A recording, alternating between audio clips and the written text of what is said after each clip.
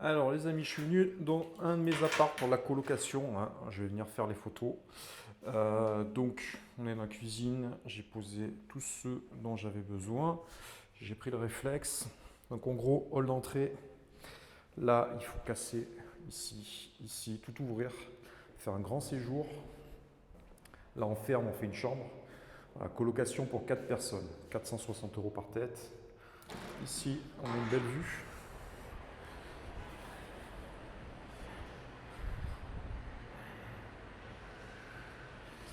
Bon, ça doit pas rentrer bien en vidéo, hein. Mais la vue lointaine est assez jolie.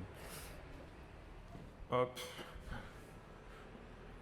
Voilà, pour une coloc, c'est pas mal, mais en fait, l'appartement, j'en ai un autre qui est 3 étages au-dessus, qui est mieux parce que du coup, il surplombe l'immeuble d'en face. Du coup, on a une belle vue vraiment panoramique. Bon. Mais c'est quand même très bien parce que sur celui-ci, ils ont réenduit tous les murs. Il y a encore du boulot, hein, mais ça peut faire on peut faire un truc sympa, quoi. Donc, grand séjour, voilà, t'as compris, cuisine qui est là. Voilà, loggia pareil, hein, là-bas. Enfin, loggia non, si, celui-ci il est en balcon normal.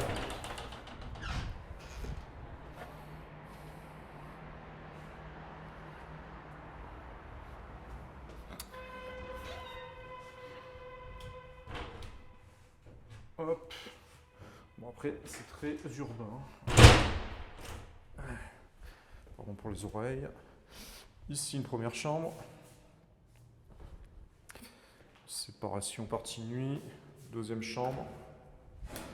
WC. Il y a des fenêtres de partout, ça c'est bien. Salle d'eau avec sa fenêtre. Pareil à refaire. Hop, tableau électrique, un peu léger pour l'appart. Et ici, on a un dressing. Voilà, l'ancienne, c'était cette superbe tapisserie. Donc, dans l'esprit, moi, je créerais une deuxième salle d'eau avec la fenêtre là, en empiétant, pourquoi pas, dans la chambre ici, qui est la plus grande. Voilà, bon, bref, c'était pour vous montrer un peu l'appart. Donc, il va falloir que j'en fasse les photos. Bon, j'ai une offre au prix, normalement. Je crois que vous l'avez entendu dans une autre vidéo. Ça devrait être accepté. Mais si jamais, on va quand même faire les photos. Donc, dans les réflexes, on a ce mode là, Live View, qui est présent un peu de partout, que je vais utiliser moi pour que vous puissiez y voir. Hey, salut. Donc, tac, hop, ça te permet de voir un petit peu ce qu'il en est. Donc, en gros, grossièrement, tac, ça c'est le mode 20 mm. Alors, je vais vous montrer dans une chambre, par exemple. Voilà, celle-ci qui est la plus petite chambre. Vous voyez, voilà. Si je prends une photo comme ça, là, on est en mode 20 mm, donc normal. Par contre, là, alors je vais essayer de vous montrer. Hop. Alors, un doigt, c'est compliqué, hein, mais hop. Là, on est en mode 10 mm. Vous voyez comme ça ouvert? Voilà. Avant, enfin après et avant. Tu vois, tu fais une photo comme ça, regarde la photo comme elle est. Regarde la photo. Voilà, photo comme ça, normale. Et avec un ultra grand angle, ça donne ça. Voilà, je vais te comparer les deux photos.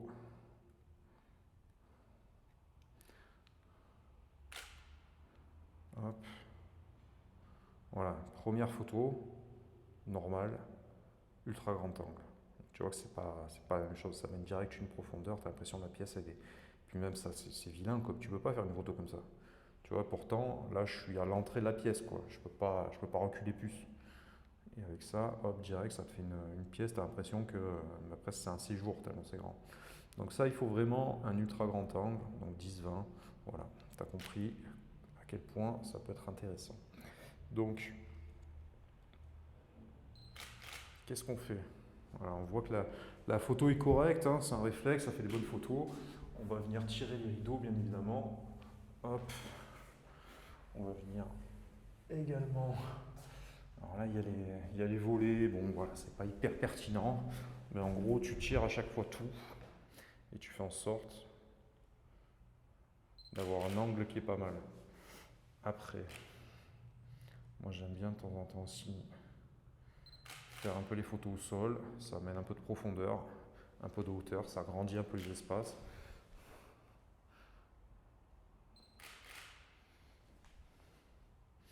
Ok. On va faire la même chose d'ici. Donc tu mitrailles, hein, en fait, il faut vraiment avoir de la matière en fait. Ça c'est pas mal, tu vois. Ensuite,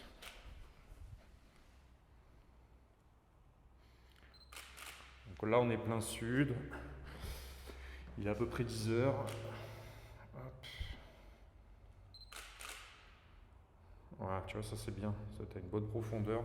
Pas hésiter à les faire vraiment sur le côté également. Tu vois, comme ça ouvre. Là, tu te projettes direct, un côté panoramique. C'est intéressant. Voilà, bon, évidemment, on voit des conneries au fond, mais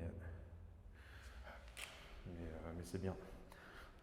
Si les gens veulent se projeter dans la chambre, voilà, si tu veux faire croire qu'il y a une chambre supplémentaire, voilà, c'est pas mal. Ça en est bien. Pas hésiter encore une fois à tout ouvrir.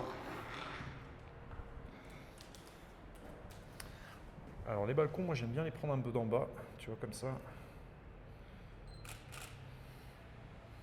Tu vois, t'as l'impression que c'est très grand, alors que le balcon est tout petit, hein. Bon, faudrait virer les canisses, remettre une belle canisse. Enfin, ouais, tu as compris le brise-vue, là, cette horreur là, que tu vois, ça il faudra le virer. Ou des photos comme ça à moitié où tu vois la vue. C'est pas mal aussi. Ça en montre sans trop en montrer.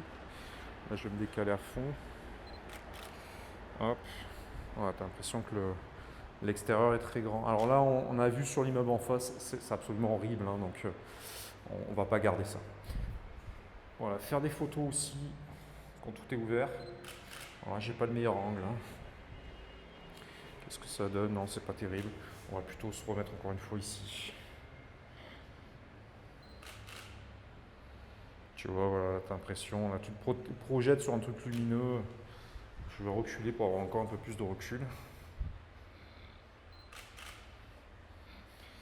Ça, c'est intéressant, c'est pas mal. Ça, en rajoutant encore un peu de lumière, on sera bien.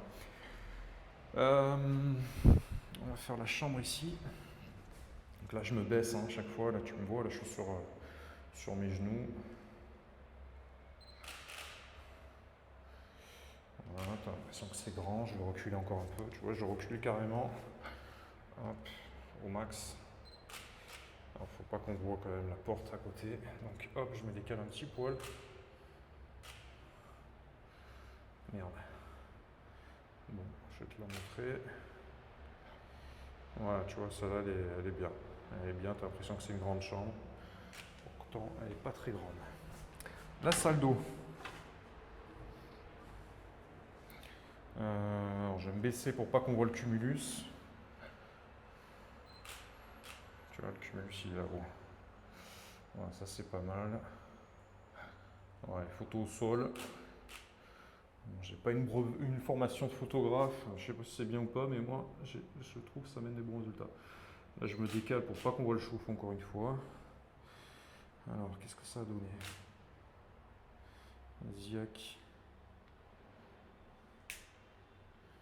Je crois que ma carte est pleine. Ben, on va effacer. Hein. Putain, ça c'est des vieux apparts que j'ai estimé il y a 3 plombes. Comment on efface? Là.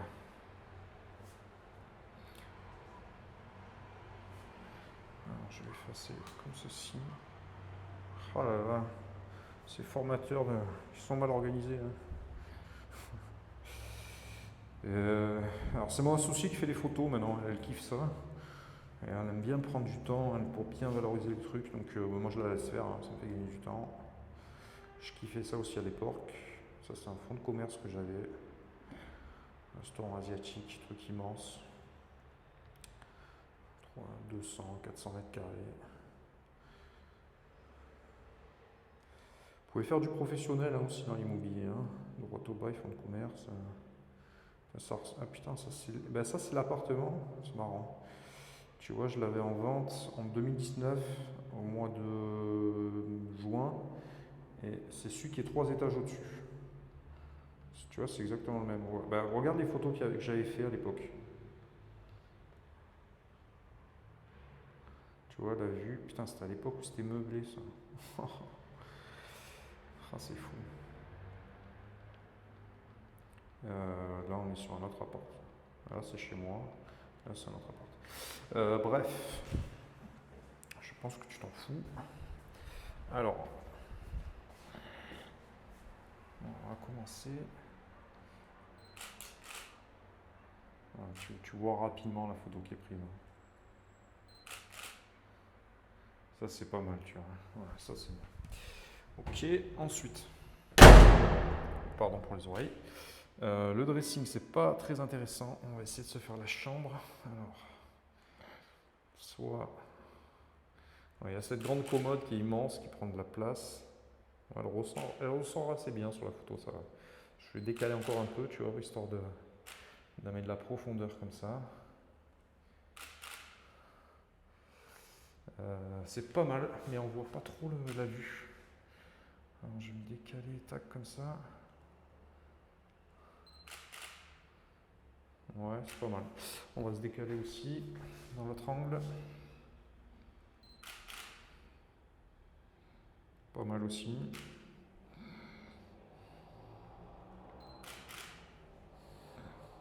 Ok.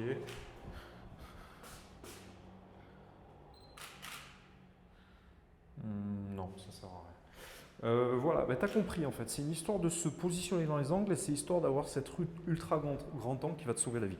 Le réflexe, ça capte très bien la lumière. Alors dans l'immobilier, nous on a fait venir un vidéaste, un réalisateur là, pour faire une vidéo de notre agence et lui disait que le moment idéal pour les photos, c'est le matin et le soir. Parce que sinon, je ferme, ça fait du bruit, c'est horrible.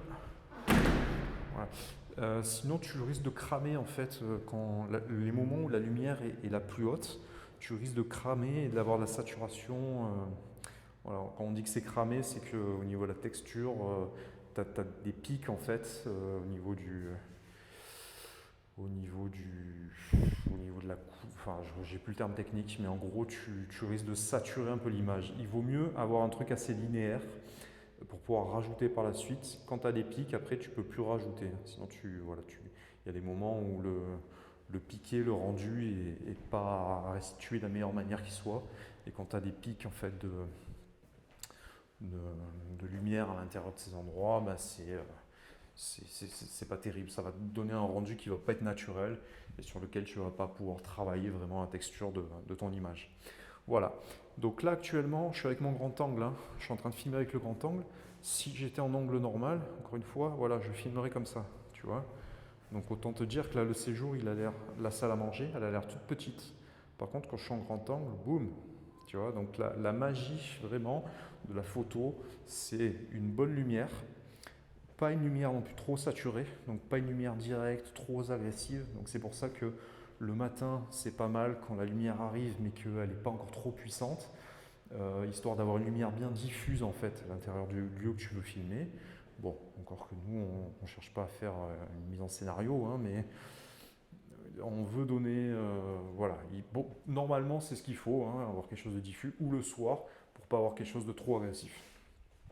Ensuite, le grand angle, ultra grand angle, ça c'est bien. Essayez de l'avoir directement sur votre smartphone, évitez de mettre le petit accessoire, vous savez, qui va déformer un petit peu le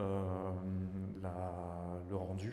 C'est-à-dire l'objectif va être un peu déformé par cet accessoire, il vaut mieux que la prise soit brute. Et ensuite vous positionnez voilà, un peu dans les angles comme ça, vous voyez, un petit peu également, un peu dans les extrémités des pièces. Vous voyez, là je me fous dans l'angle. Hop, ça me permet d'avoir un truc vraiment qui rayonne, sur lequel on se projette. Voilà, l'œil humain, là, quand je me mets là, ou quand je me mets même dans ce coin-là, là, ça me permet de bénéficier vraiment des deux fenêtres et d'avoir un côté qui se projette sur les montagnes. Là, voilà, ça ferait une très bonne photo. Encore une fois, avec un angle normal, voilà, jamais. Tu vois, je ne vais pas pouvoir faire grand-chose avec ça. Par contre, hop, dès que je me retrouve comme ça, là, je suis directement sur un truc qui a de la gueule. Pas hésiter encore une fois à se baisser, tu vois. Voilà, on voit plus la vue, mais filmer d'en bas, ça donne une situation de grandeur.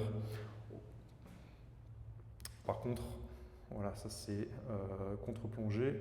En plongée comme ça, voilà. Ici, ça répétit un petit peu. Tu vois, quand j'incline, je suis incliné à 45 degrés, ça a tendance voilà, on a une sensation de regarder les choses vers le haut, mais du coup, ça ne met pas en valeur ce qu'on va filmer. A contrario, ici, voilà, filmé vers le haut, on a une situation de grandeur qui domine. Tu vois, un peu comme si tu étais en bas d'un château, tu regardais d'en bas vers le haut. Tu as la sensation d'un truc immense. Cuisine, c'est pareil. Bon, voilà, je vais venir également faire une petite photo de la cuisine en partant. Et on sera bon. Voilà, c'est pas. Bon, je pense que ce bien est déjà vendu selon moi, donc je ne vais pas non plus creuser un maximum. Sinon, je serais venu avec du home staging, c'est-à-dire je serais venu avec des petites tables, tu vois, que j'aurais placées devant. Je ferais des petites mises en scène avec des petits pots de fleurs. Vous allez chez Ikea, vous achetez des fausses fleurs même. Vous allez en positionner un faux olivier, vous allez passer à gauche. Vous virez ces canisses immondes, là, vous jetez tout et vous dépliez un brise-vue que vous pouvez mettre pour l'occasion et que vous recyclez, vous remettez à chaque fois dans les appartes. Quitte à repartir, après vous repartez avec, hein, mais juste pour les photos, au moins vous faites une petite mise en scène. Ça va vous prendre 1 heure supplémentaire, mais l'impression sera totalement différente. On va passer d'un rendu. Alors la photo c'est assez artificiel, hein. Nous on cherche à mettre en valeur, hein, que ce soit la photo ou la vidéo, mais on va passer d'un rendu où l'appart va se dire bon c'est un appartement délabré où il y a beaucoup de travaux et où les vendeurs n'ont pas une grosse estime de leur appartement, à un côté oui il y a de la vie dans cet appart, il y a un peu de home staging, il y a un peu de ouais il y a de la vie, il y a de la déco, voilà, les gens ont respecté leur appartement et ils me proposent un truc qui est un peu plus dans mes codes et dans mon système de valeurs. Donc ça c'est important également de jouer sur l'image perçue, même si c'est que sur une vidéo, que quand les gens vont venir sur place, ils vont dire ah oui, je ne m'attendais pas à ce que les plaintes soient toutes déglinguées, etc. Mais ça sert à rien, il suffit de les recoller, tu vois, tu as compris, ça coûte pas grand chose. Mais l'important, c'est d'attirer les gens. La photo, elle est faite pour attirer la curiosité. Tu vois, c'est comme sur Instagram. Voilà, quand tu vas voir une photo d'un mannequin, crois pas qu'elle est comme ça en se réveillant le matin. Tu vois. Alors, elle est peut-être un petit peu, mais pas tant que ça reste un artifice. C'est fait pour attirer l'œil. Tu vois. Après, quand tu creuses, tu vas te dire que, bon, finalement, il n'y a pas que la beauté dans la vie. C'est bien d'avoir un cerveau aussi, d'avoir un peu de fond.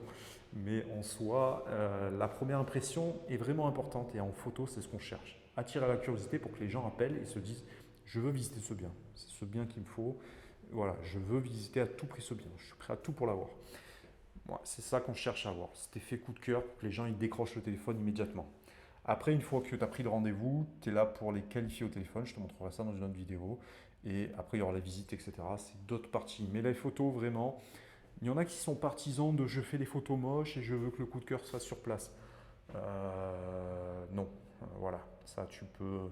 Allez, il y a un agent immobilier qui peut le permettre sur 100 parce que c'est des agents immobiliers, j'en connaissais, qui sont très forts et qui ont un tel relationnel et ils savent tellement y faire qu'ils n'ont pas besoin d'artifice, parce que c'est des biens qui parlent pour eux. Souvent, c'est des biens d'investissement, c'est des biens de. Voilà. Mais on va dire que si tu le valorises, c'est quand même mieux. C'est quand même mieux dans tous les cas. Donc, je pense que de nos jours, on peut plus se permettre de faire des trucs un peu foutage de gueule où on fait des photos horribles qui sont floues, qui sont. Voilà. Donc, essaie de valoriser la chose, de respecter un peu tes vendeurs. Et dis-toi qu'une belle photo, ça va peut-être te permettre de vendre allez, 1% ou de plus que le prix de vente habituel. Donc ça vaut le coup de le faire. Hein. Dis-toi que c'est peut-être de l'argent que c'est peut-être ta com que tu aurais pu augmenter de la même manière. Donc voilà, ça à garder en tête. Ça vaut le coup de perdre 1 heure ou deux pour faire vraiment des photos de qualité. Et au-delà de ça, c'est un truc qui va vous coller à la peau. C'est votre image de marque. Quand on voit un agent immobilier qui fait des photos moches, on va avoir une image moche de cette personne-là. À contrario, si la personne valorise ses biens, bah, directement, voilà, tu vas avoir une image différente. C'est comme une personne qui arrive à un rendez-vous, une personne qui arrive au costard et l'autre qui arrive en débardeur, le muscle saillant, voilà, tu as compris, ou en jogging. Hein, c'est pas, voilà, forcément, même si la personne sort du sport et qu'elle a des explications, à cela, bah, tu ne peux pas t'empêcher de te faire un avis. Et forcément, celle qui vient en costard, bah, tu auras une meilleure estime d'elle parce qu'elle a pris Elle a pris soin de te montrer une image qui était plus attrayante et plus conforme à ce que les gens attendent. Voilà, je vous donne rendez-vous j'arrive pas à parler. Je vous donne rendez-vous pour une prochaine vidéo, les amis. Faites des belles photos, c'est très important. À bientôt, ciao.